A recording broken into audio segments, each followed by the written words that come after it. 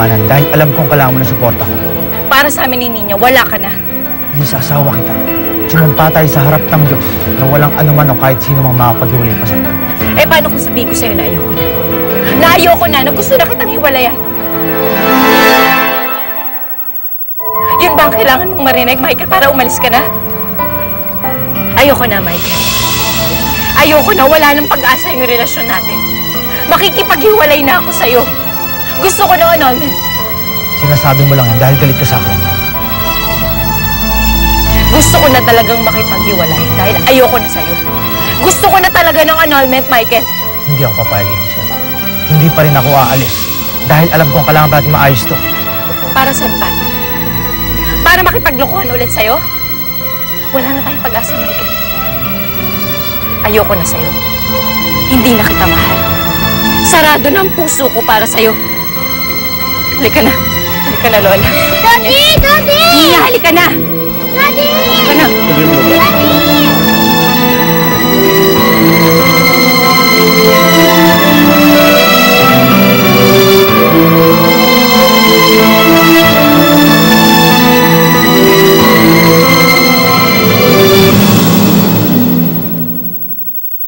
I got the best attorney in town to handle your annulment.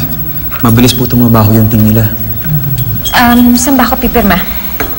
There. Uy, sigurado ka na ba dyan? Wala nang bawian yan.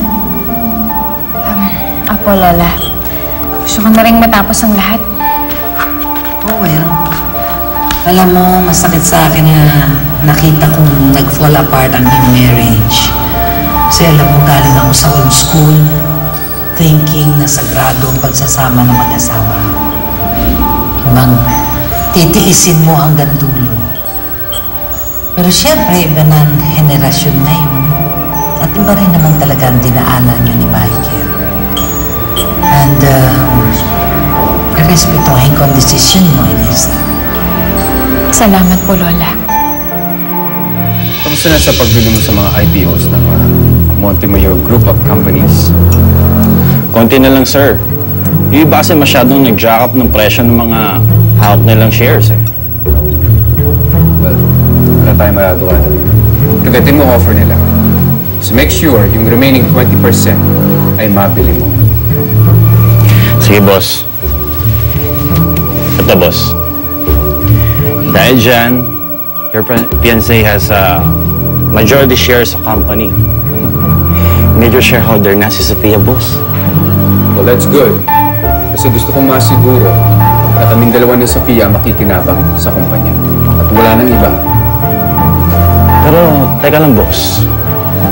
Napapaisip ako eh. Hindi ba kagustuhan ni Sofia na mamatay si Hiner? O baka naman, siya ang pumatay sa ama niya?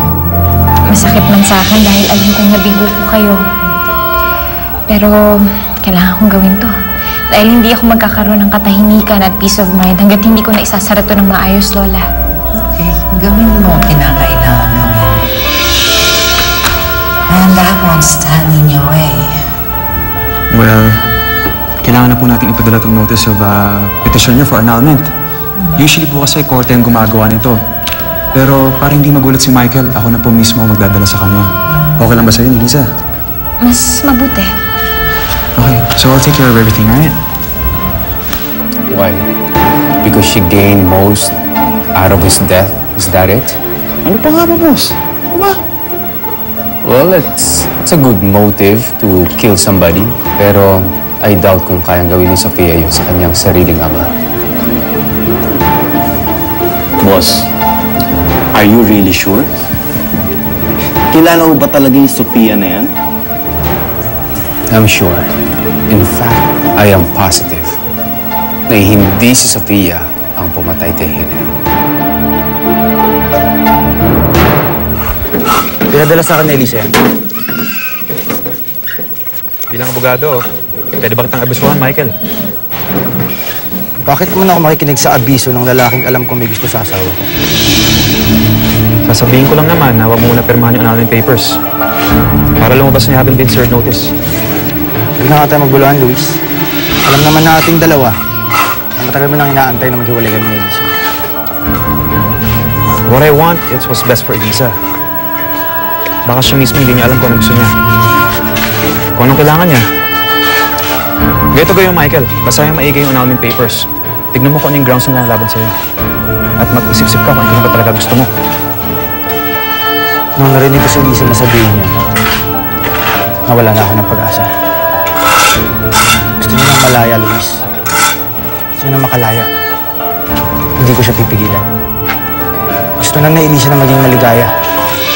At kung matatagpuan niya yung kaligayahan na yun sa'yo, hindi ako haharang. Basta ipangako mo lang na mamahalin at aalagaan mo siya na masigit pa sa buhay mo.